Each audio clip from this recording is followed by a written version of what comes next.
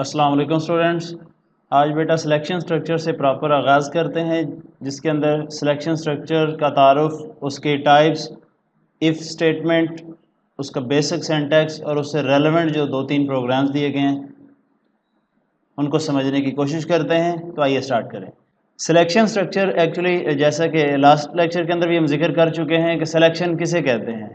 Selection structure statement और set of statements को select करने के लिए और उन्हें एग्जीक्यूट करवाने के लिए on the behalf of condition selection structure कहलाता है। मीन ये कि एक सिंगल स्टेटमेंट और सेट ऑफ स्टेटमेंट्स जब किसी पर्टिकुलर कंडीशन की बिहाफ पे एग्जीक्यूट हो रही होती हैं तो देन इस प्रोसेस का नाम सिलेक्शन स्ट्रक्चर कहलाता है। अ स्टेटमेंट और set of statement that is executed, और जिस स्टेटमेंट या सेट ऑफ स्टेटमेंट का हम जिक्र कर रहे हैं वो एग्जीक्यूट तब होंगी जब वो पर्टिकुलर कंडीशन जो आपने अप्लाई की होगी वो ट्रू होगी, और वो पोर्शन, वो कोड का पार्ट, वो इंस्ट्रक्शन या सेट ऑफ इंस्ट्रक्शंस, वो स्टेटमेंट या सेट ऑफ स्टेटमेंट्स इग्नोर हो जाएंगी व्हेन कंडीशन फॉल्स हो जाएगी। ओके, तो इस सिनेरियो का नाम हम कंडीशनल स्टेटमेंट रखते हैं। सपोज एक प्रोग्राम है जिसकी मदद से स्टूडेंट को पास या फेल कर रहे हैं, तो उसमें स्टूडेंट के मार्क्स देखे जाएंगे, यानी मार्क्स के बिहाफ पे अगर स्टूडेंट फेल या पास हो रहा है तो फॉर एग्जांपल स्टूडेंट के मार्क्स हैं 40, जैसा कि यहाँ पे मेंशन है स्टूडेंट के मार्क्स कितने हैं 40। और अगर आपने जो चेक पॉइंट लगा रखा है वो ये कि if marks is greater than 40 then student का जो मैसेज रिजल्ट का आना है वो पास का आ जाए, और अगर वो मार्क्स जो हैं वो बिलो हैं 40 के देन उसका जो रिजल्ट शो होगा वो क्या आ जाएगा, फेल। ओके, अब प्रोग्राम कहेगा क्या, program checks the marks before displaying the message, यानी जो आपने चेक पॉइंट लगाया होगा ना कि हमारे पास 40 एक डिजिट है जो एज ए मार्क्स हम कंसीडर करवा रहे हैं, तो अगर तो बच्चे के जो मार्क्स हैं वो 40 से ग्रेटर होंगे तो देन स्टूडेंट पास होगा, अगर 40 से बिलो होंगे तो देन वो क्या हो जाएगा, फेल हो जाएगा। और ये सारा जो रिजल्ट जनरेट हो रहा होगा, डिस्प्ले स्क्रीन पे रिजल्ट आ रहा होगा on the behalf of condition आ रहा होगा, और इस प्रोसेस का नाम हम डिसीजन मेकिंग या सिलेक्शन रखते हैं। बच्चों, हमारे पास जो सिलेक्शन स्ट्रक्चर है एक्चुअली ये दो तरह की होती हैं। नंबर एक इफ एल्स स्ट्रक्चर, नंबर दो switch structure. If else structure is used to execute और स्किप अ स्टेटमेंट और set of statements by checking a condition, यानी इसके अंदर एक या एक से ज़ायद कंडीशंस को चेक करते हुए, यूज़ करते हुए एक स्टेटमेंट या सेट ऑफ स्टेटमेंट को या तो एग्जीक्यूट किया जाता है या स्किप किया जाता है। When there are many choices available and only one should be executed, mean ये कि आपके पास मल्टीपल चॉइसेस अवेलेबल हैं और उनमें से किसी एक पोर्शन ने, किसी एक चॉइस के अगेंस्ट सेट ऑफ स्टेटमेंट्स ने, कोड के पार्ट ने एग्जीक्यूट होना होता है। ओके, अब जो फर्स्ट पार्ट है इफ एल्स स्ट्रक्चर का, उसके अंदर बेटा सिंपल इफ को पहले डिस्कस कर लेते हैं कि इफ कंडीशन एक्चुअली होती क्या है, इफ क्या चीज़ है, सही, और विद सिंगल अल्टरनेटिव का क्या मतलब होता है, यानी व्हाट इज इफ स्टेटमेंट और if statement with one alternative, और इसकी वर्किंग को ज़रा डिटेल में देख लेते हैं। बेटा इफ एक इस तरह का कीवर्ड है जो कि कंडीशन के लिए हम यूज़ करेंगे, डिसीजन मेक करने के लिए, स्टेटमेंट के ऊपर सिलेक्शन अप्लाई करवाने के लिए। याद रखिएगा ऑब्जेक्टिव पॉइंट ऑफ व्यू से क्वेश्चन पूछा जाता है कि which one is the simplest form of selection structure, तो सिंपल जो इफ होता है, अकेला if condition is the simplest form of selection structure, it is used to execute और स्किप अ स्टेटमेंट और set of statement by checking a condition, सही। अब यहाँ पे लिमिटेशन का भी जिक्र आएगा, लेकिन एक बात बताता चलूँ, सिंपल इफ़ की मदद से हम एक या मल्टीपल कंडीशंस को एक लिमिटेड वे के अंदर अप्लाई कर सकते हैं। कैसे? जैसा कि लास्ट लेक्चर के अंदर एग्जांपल दी थी, अगर आप किसी एक स्टूडेंट को भेजते हैं साथ वाली क्लास में जाएं और फलां स्टूडेंट को बुला के लाएं, और वो स्टूडेंट पता करने जाता है उस रिक्वायर्ड क्लास के अंदर, रिक्वायर्ड सेक्शन के अंदर रिक्वायर्ड स्टूडेंट को बुलाने के लिए, तो अगर वहाँ पे उसे मिल जाता है तो देन तो कंडीशन ट्रू हो गई और वो बच्चा बुला के ले आएगा। लेकिन अगर कंडीशन फॉल्स हो जाए, यानी वो स्टूडेंट वहाँ पे ना मिले उसे, देन आपने बताया नहीं कि कोई और बुला के ले आना या वापस आ जाना, तो फिर वो क्या हो जाएगा, वहाँ पे स्ट्रक हो जाएगा। ऐसा होता है ना कि अब सर ने कहा था फलां को बुला के लाओ, वो तो है नहीं, अब मैं क्या करूं, यानी उसके पास डिसीजन नहीं होगा। तो ये एक लिमिटेड वे के अंदर कंडीशन अप्लाई करना सिंपल इफ या simplest form of selection structure कहलाता है, जिसे हम सिंपल इफ स्टेटमेंट यूज करके डिसीजन करवा रहे होते हैं। अब इसका जरा सिंटैक्स देखें। इफ कीवर्ड यूज होगा, साथ में कंडीशन डालने के लिए हम पेरेंथेसिस यूज करेंगे। कभी मत ख्याल कीजिएगा कि पेरेंथेसिस हम फंक्शन के लिए यूज करते थे तो ये पेरेंथेसिस यहाँ पे भी डाले गए हैं तो इफ एक फंक्शन होगा, बच्चों नहीं। इफ एक ऐसी डिसीजन मेकिंग स्टेटमेंट है, एक ऐसा स्ट्रक्चर है जिसकी मदद से हम मल्टीपल स्टेटमेंट्स को या एक सिंगल स्टेटमेंट को on the behalf of condition apply करवाएंगे। जस्ट इसका सिंटैक्स इस तरह से कि हम कंडीशन अप्लाई करवाने के लिए इन पेरेंथेसिस का सहारा लेते हैं। इफ कीवर्ड यूज होगा, पेरेंथेसिस के इन बिटवीन आपने कंडीशन डाल देनी है, जिस कंडीशन के बिहाफ पे इस स्टेटमेंट ने या आगे सेट ऑफ स्टेटमेंट्स ने एग्जीक्यूट होना होगा। ओके, कैसे ये वर्क करेगा तो आगे जैसे ही प्रोग्राम्स डिस्कस होंगे तो आप लोगों को डिटेल में समझ आ जाएगा। The above syntax is used for single statement. A set of statement can also be made conditional. In this case, these statements are written in curly brackets. The set of statements is also called compound statements. ये तो syntax इसका ज़रा देखें तो इसमें simple if keyword use होगा और parentheses के दरमियान में आपने कंडीशन डाल देनी है, जिस कंडीशन की बिहाफ पे किसी एक सिंगल स्टेटमेंट ने या सेट ऑफ स्टेटमेंट ने, जिसे कंपाउंड स्टेटमेंट्स का नाम दिया जाता है, एग्जीक्यूट होंगी।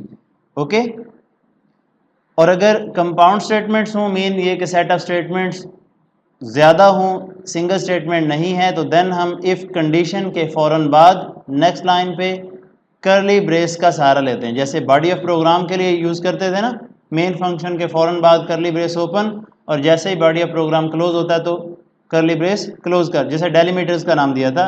सेम एज कंपाउंड स्टेटमेंट्स को एग्जीक्यूट करवाने के लिए on the behalf of condition single if statement हम यहाँ पे करली ब्रेस का सहारा ले लेंगे। ओके, इसका ज़रा फ्लो चार्ट देखें तो सिंपली प्रोग्राम एक फ्लो के साथ वर्क कर रहा होगा और यहाँ पे आप लोगों ने फॉर एग्जांपल कोई कंडीशन अप्लाई कर दी। फ्लो चार्ट के अंदर ये जो डायमंड सिंबल है ये रिप्रेजेंट कर रही होती है किसको, कंडीशन को, और यहाँ पे कंडीशन आ गई। कंडीशन अगर ट्रू हो जाती है तो देन कंडीशन के अगेंस्ट बॉडी ऑफ कंडीशन का नाम दिया जाएगा।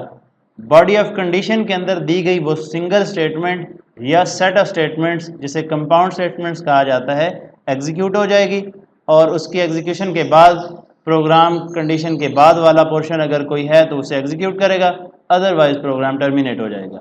लेकिन अगर कंडीशन फॉल्स हो जाती है तो कोई और इंस्ट्रक्शन एग्जीक्यूट होनी हो तो एग्जीक्यूशन होती है उसकी, अदरवाइज प्रोग्राम क्या हो जाता है, टर्मिनेट हो जाता है। कंपाउंड स्टेटमेंट्स के लिए अगर आप लोग सिंटैक्स कंपाउंड स्टेटमेंट्स को इफ़ स्टेटमेंट की मदद से, इफ़ कंडीशन की मदद से अगर आपने एग्जीक्यूट करवाना हो तो देन उसका सिंटैक्स देख लें बेटा।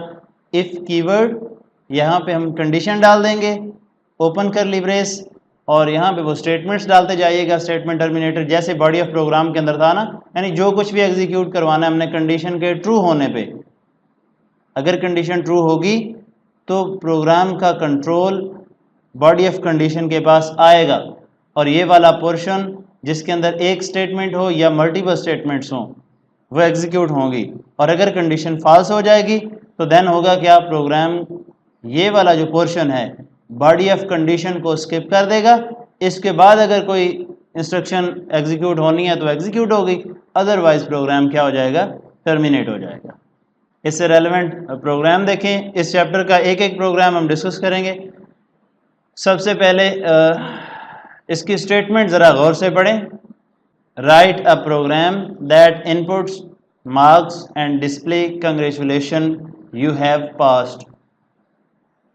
एक इस तरह का प्रोग्राम लिखें जिसके अंदर मार्क्स को इनपुट के तौर पे लिया जाए, और जब दैट इनपुट मार्क्स की बात आए तो याद रखें रन टाइम पे हम यूज़र से वैल्यू लेंगे। ओके, और मार्क्स लेने हैं जो कि इंटीजर वैल्यूज़ होंगी, तो हमारे जहन में इसको कोड पहले से आना चाहिए कि हम करने क्या जा रहे हैं, किस तरह से इसे कोड करेंगे, प्रॉब्लम का सॉल्व करेंगे कैसे। तो मार्क्स लेने हैं, चूँकि वो इंटीजर होते हैं तो इंटीजर हम वेरिएबल्स को यूज़ करेंगे। एज ए इनपुट लेना है तो रन टाइम पे यूज़र से लेंगे, और उसके बाद हम डिस्प्ले करवाएंगे स्क्रीन पे कंग्रेचुलेशन यू हैव पास्ड। कब? If the marks are 40 or more, यानी कि हमारे पास जो मार्क्स हैं वो या तो 40 होने चाहिए या फिर उससे अबव होने चाहिए। अब ये वो वाला पोर्शन है 40 आर मोर वाला जो कंडीशन बना रहा है, जो एक चेक पॉइंट लगा रहा है। तो इसको हम सिंपल इफ स्टेटमेंट की मदद से कैसे सॉल्व करते हैं बच्चों। चूँकि हमने रन टाइम पे यूज़र से वैल्यू लेनी है तो देन हम console input output dot h और standard input output dot h दोनों लाइब्रेरीज को इंक्लूड करवाएंगे, मेन फंक्शन और बॉडी ऑफ प्रोग्राम के अंदर आ जाएंगे। यहाँ पे इंटीजर डाटा टाइप के मार्क्स नाम का एक वेरिएबल ले लिया। क्लियर स्क्रीन फंक्शन के बाद हम यूज़र को गाइड कर रहे हैं कि सर क्या करें, inter your marks. Print F function की मदद से हमने गाइडलाइन प्रोवाइड कर दी, और स्कैन एफ फंक्शन की मदद से हमने यूज़र से वैल्यूज़ को गेट करवा लिया। अब ये प्रिंट एफ क्या होता है, स्कैन एफ पूरा चैप्टर नंबर 10 हमने इसी के ऊपर डिस्कस किया था। ओके, रन टाइम पे यूज़र से वैल्यूज़ कैसे लेनी है, फॉर्मेट स्पेसिफायर क्या होता है, ये एम्परसैंड या एड्रेस ऑपरेटर किस तरह से वेरिएबल के अगेंस्ट वैल्यू स्टोर करवाता है। अगर किसी को नहीं समझ आ रही अभी तो चैप्टर नंबर 10 पहले पढ़ ले, तो फिर वो इजीली इन चीज़ों को समझ पाएगा। अब यहाँ तक वो सिंपल चीज़ें हैं जो हम पहले भी यूज़ कर चुके हैं। अब रन टाइम पे यूज़र से मार्क्स लेने थे तो इस वजह से हमने स्कैन एफ फंक्शन की मदद से वैल्यूज़ ले ली जो कि मार्क्स वेरिएबल के अंदर स्टोर हो जाएंगी। अब ये वो वाला पोर्शन है जिसको हम कंडीशन कह रहे हैं बच्चों। इफ़ प्रेंसेस के दरमियान में कंडीशन लगाई थी। अब देखें, रिलेशनल ऑपरेटर्स का सबसे ज़्यादा इस्तेमाल होता है कंडीशन के अंदर, और अगर कंडीशंस मल्टीपल एक ही स्टेटमेंट के अंदर डालनी हो तो देन हम लॉजिकल ऑपरेटर्स का सहारा लेते हैं। इसी चैप्टर के अंदर आगे चल के यूज़ करेंगे जिसके अंदर हम एंड ऑपरेटर, और ऑपरेटर या नॉट ऑपरेटर का सहारा लेंगे। बहरहाल अभी रिलेशनल ऑपरेटर्स की मदद से हमारा काम चलेगा। तो देखिए कंडीशन क्या थी, इफ़ मार्क्स आर 40 और मोर, यानी मार्क्स जो हैं बच्चे के वो या तो 40 होने चाहिए या उससे ज़ायद होने चाहिए, ग्रेटर होने चाहिए। देन मैसेज स्क्रीन पे ये प्रिंट होना चाहिए कंग्रेचुलेशन यू हैव पास्ड। तो कंडीशन ये बनेगी कि if marks is greater than or equal to 40, यानी जो बच्चे के मार्क्स हैं ना, जो भी रन टाइम पे यूज़र वैल्यू डाल देगा। फॉर एग्जांपल यूज़र ने क्या डाला जी यहाँ पे 50, सही, तो वो 50 या तो इस 40 ये जो कंडीशन दी गई है इससे बड़ा होना चाहिए या इसके बराबर होना चाहिए। तो ये दोनों कंडीशंस आपकी देखिए ज़रा, तो ग्रेटर देन यहाँ पे ट्रू हो रहा है ना। मार्क्स जो हैं वो कितने उसने डाले 50, तो 50 40 से बड़ा है या छोटा है, बड़ा है ना। तो कंडीशन हमारी ट्रू हो रही है या फॉल्स हो रही, अल्टीमेटली कंडीशन ट्रू हो रही। क्यों, 50 greater than or equal to 40 is true condition. और जब कंडीशन ट्रू होती है तो देन कंट्रोल ट्रांसफर हो जाता है बॉडी ऑफ कंडीशन की तरफ। ओके, तो देन यहाँ पे ये कंडीशन ट्रू होने की सूरत में ये वाला प्रिंट एफ फंक्शन कॉल हो जाएगा।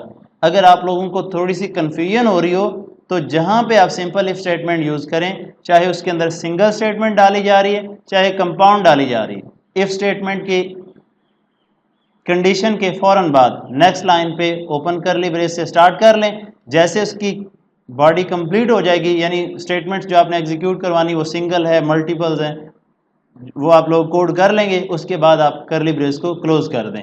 तो देन आपको पता चल जाएगा कि बॉडी ऑफ कंडीशन है कौन सा, वो कौन सा पोर्शन है जिसने स्किप होना है कंडीशन के ब्याह पे या एग्जीक्यूट होना है।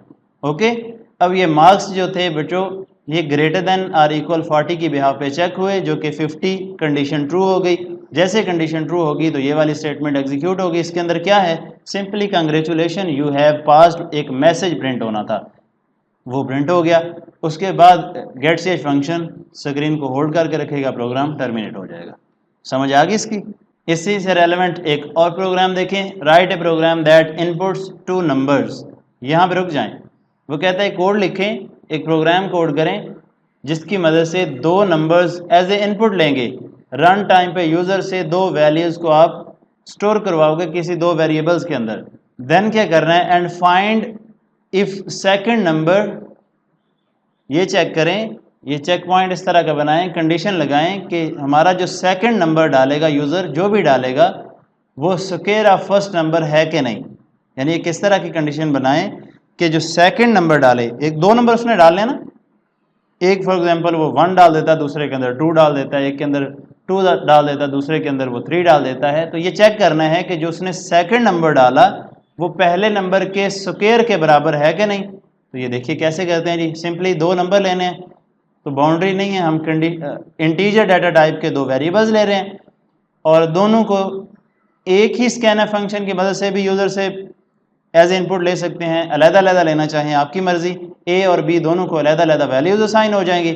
उसके बाद सो सिंपल सी कंडीशन, अब आपने चेक क्या करना था कि second number is the square of first number.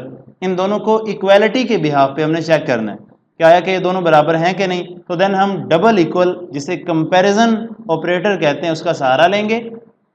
अब देखें ए क्या था, फर्स्ट नंबर, तो ए के स्क्वायर के बराबर है कि नहीं, कौन सा, सेकंड नंबर। सेकंड नंबर कौन सा था, बी। तो यहाँ पे देखें ए मल्टीप्लाई बाय ए क्या हो जाएगा, फर्स्ट नंबर का स्क्वायर। और चेक किसके साथ कर रहे हैं, बी के साथ। बी क्या है, सेकंड नंबर। अब यहाँ पे ये चेक हो रहा है कि अगर आपका सेकंड नंबर फर्स्ट नंबर के स्क्वायर के बराबर है तो देन प्रिंट ये कर दो कि second number is the square of first number. Otherwise अगर कंडीशन फॉल्स हो जाए, यानी कि यूज़र पहले के नंबर के अंदर तो डाल देता है हमारे पास 5, जबकि दूसरे के अंदर वो डाल देता है 6, तो देखें 6 is the square of 5, wrong है, कंडीशन फॉल्स हो रही, कंडीशन ट्रू तो नहीं हो रही, नहीं ना। यानी 6 5 के स्क्वायर तो बराबर तो नहीं है, हालांकि 5 का स्क्वायर तो 25 होता है। जैसे कि उसने यहाँ पे वैल्यूज डाली हैं, 5 पहला नंबर, 25 दूसरा नंबर, तो जैसे वो 25 को चेक करेगा 5 के स्क्वायर के साथ तो अल्टीमेटली दोनों 25 हैं। तो 25 और 25 दोनों बराबर हो रहे हैं, मीन ये कि फर्स्ट नंबर का स्क्वायर सेकंड नंबर के स्क्वायर के बराबर है, लिहाजा कंडीशन ट्रू। तो ये वाली स्टेटमेंट क्या हो जाएगी, एग्जीक्यूट हो जाएगी। अगर कंडीशन फॉल्स हो जाए, यानी यूज़र कोई भी वैल्यू डिफरेंट डाल के देख लीजिएगा, अब आपके पास कोई लिमिट तो नहीं कि आपने यही वैल्यू डालनी है, रन टाइम पे यूज़र ने वैल्यू डालनी, जो सी मर्जी डाल के देख लीजिएगा। तो जो भी वैल्यू आप यहाँ पे पुट करेंगे उन्हीं नंबर्स की बिहाफ पे कंडीशन चेक होगी और कंडीशन के बिहाफ पे बॉडी ऑफ कंडीशन ने एग्जीक्यूट होना है या स्किप होना है। इसी सिंपल इफ स्टेटमेंट को यूज़ करते हुए एक थर्ड प्रोग्राम को देखें बेटा, write a program that inputs 3 numbers. यानी किस तरह का प्रोग्राम कोड करें जिसके अंदर 3 नंबर यूज़र से आप लेंगे, रन टाइम पे डिस्प्ले करवाना है आपने मैक्सिमम नंबर, यानी 3 नंबर यूज़र से ले लें, आपने तीनों के ऊपर कोई इस तरह की कंडीशन अप्लाई करनी है कि पता चल जाए कि इन तीनों में से बड़ा नंबर कौन सा है, सही, मैक्सिमम नंबर कौन सा है। तो चलिए देखते हैं। 4 एक वेरिएबल डिक्लेयर करवा लें इंटीजर डाटा टाइप का, ए बी सी, आप कोई सा नाम रख लीजिएगा, जो कि तीनों वेरिएबल रन टाइम पे यूज़र से वैल्यूज़ लेने के लिए यूज़ होंगे। जैसा कि स्कैन एफ फंक्शन को यूज़ करके ए बी और सी के अंदर वैल्यूज़ डलवा ली। यहाँ पे उसने 20 30 और 12 डाल दिया। अब यहाँ पे हमें तो वाज़ेह नज़र आ रहा है ना कि सेकंड नंबर हमारा सबसे बड़ा है, यानी मैक्सिमम नंबर है। तो देखिए कोड किस तरह से करेंगे। और मैक्स एक इस तरह का वेरिएबल है जिसके अंदर मैक्सिमम वैल्यू ने रिप्लेस हो जाना है। तो वो कैसे वर्क करता है, ज़रा लॉजिक को ज़रा देखें कि किस तरह से हम डिज़ाइन करते हैं इस कोड को। सबसे पहले जो पहला नंबर है ना, ये जो यूज़र ने डाला है पहला नंबर ए के अंदर उसने अभी क्या डाला 20, जो भी वैल्यू डालेंगे आपकी मर्ज़ी, वो उठा करके इस मैक्स वेरिएबल के अंदर स्टोर कर दें, सही। अब आप इसी लॉजिक के भी बाउंडेड नहीं हैं, आप अपने जहन के मुताबिक ये लॉजिक डिज़ाइन कर सकते हैं। आप यहाँ पे असाइन ना करवाएं, डायरेक्ट आप बी का कंपैरिजन ए के साथ करवा लें, फिर बी का कंपैरिजन सी के साथ करवा लें। यहाँ पे कंडीशंस मल्टीपल हो जाएंगी, लेकिन और तरीके भी यहाँ पे यूज़ हो सकते हैं इस मैक्सिमम नंबर को चेक करने के लिए। तो सिंपली यहाँ पे देखें क्या हो रहा है, ए वेरिएबल के अंदर जो भी वैल्यू थी उसने उठा करके मैक्स वेरिएबल के अंदर रख दी। अब मैक्स के अंदर क्या पड़ा है बोला 20, और देन कंडीशन यहाँ पे अप्लाई कर रहा है if b is greater than max, यानी मैक्स के पास वैल्यू किसकी पड़ी है, ए की पड़ी है ना। तो देन देखें करता क्या है, वो कह रहा है कि बी जो है, जो सेकंड नंबर है, वो अगर तो बड़ा है मैक्सिमम से, यानी ए से बड़ा है, तो देन मैक्सिमम नंबर को रिप्लेस कर दो किसके साथ, सेकंड नंबर के साथ, बी के साथ। और अगर ये वाली कंडीशन फॉल्स हो जाएगी, यानी सेकंड नंबर फर्स्ट नंबर से छोटा हुआ, हमने तो फाइंड ही मैक्सिमम नंबर करना है ना, छोटे को तो फाइंड ही नहीं करना, देन आप ये कंडीशन चेक करें कि जो सी है मीन थर्ड नंबर, वो मैक्सिमम से ग्रेटर है कि नहीं, यानी कि ए से ग्रेटर है कि नहीं। अगर ये ग्रेटर है तो देन आप मैक्सिमम को इस थर्ड नंबर के साथ रिप्लेस कर दो, यानी यही सी उठा करके सी मैक्स के अंदर रख दो। अगर ये सी भी बड़ा नहीं है मैक्सिमम नंबर से, तो देन क्या करो, आप इस बॉडी ऑफ कंडीशन को स्किप कर दो और फाइनली आप मैक्स को प्रिंट करवा दो। अब यहाँ पे ज़रा कन्फ्यूजन होगी, बेहतर यह है कि इफ़ कंडीशन के बाद आप यहाँ पे कर्ली ब्रेस ओपन और क्लोज कर लें दूसरी कंडीशन से पहले, ताकि आपको बॉडी ऑफ कंडीशन की पहचान हो जाए कि हमारी पहली कंडीशन की बॉडी कौन सी है, दूसरी की कौन सी है। दोबारा रिपीट कर रहा हूँ, ए की वैल्यू उठा करके इस मैक्स वेरिएबल के अंदर रखी, इसको दूसरे वैल्यू के साथ बी के साथ कंपेयर करवाया। कैसे, if b is greater than max, यानी अगर सेकंड नंबर इस फर्स्ट नंबर से जो कि मैक्स नाम से स्टोर है, यहाँ पे ए से इसने वैल्यू गेट की, इससे बड़ा है, तो देन इस मैक्स नंबर को अपडेट कर दो किसके साथ, इस बड़े नंबर के साथ जो क्या है सेकंड नंबर। तो यहाँ पे देखें पहला नंबर क्या था 20, तो 20 के बाद सेकंड नंबर के साथ इसे कंपैरिजन करवाया जा रहा है। सेकंड नंबर कौन सा है भाई 30, तो 30 तो ग्रेटर है 20 से, यानी b is greater than max, max mean a है। तो देन क्या होगा, मैक्सिमम वाला वेरिएबल ये जो मैक्स है ये ऑटोमेटिकली अपडेट हो जाएगा इस इंस्ट्रक्शन की मदद से कि b के अंदर जो कुछ पड़ा है उसे उठा करके इस मैक्स के अंदर रख दो। अब a तो गया क्योंकि b a से बड़ा था, तो अब बड़ी वैल्यू हमारे पास इन दोनों में से कौन सी निकल आई, बी वाली, यानी सेकंड नंबर, वो कहाँ पे चलेगी, इस मैक्स वेरिएबल के अंदर।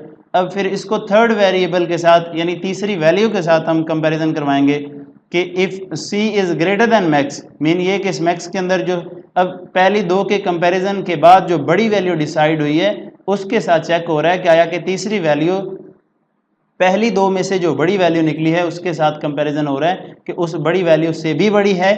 अगर तो बड़ी है तो देन इस सी की वैल्यू को उठा के मैक्स के अंदर रख दो और इसी मैक्स को प्रिंट करवा देते हैं, और अगर नहीं है तो देन इस कंडीशन की बॉडी को हम स्किप करवा देंगे और फाइनली जो हमारा पहले दो नंबर में से बड़ा नंबर डिसाइड हुआ था वो एज ए मैक्सिमम नंबर क्या हो जाएगा, प्रिंट हो जाएगा। तो यहाँ पे ज़रा दूसरी कंडीशन के अंदर देखें, सी के अंदर ऑलरेडी क्या मौजूद था 12, ये थर्ड नंबर क्या है 12 है ना।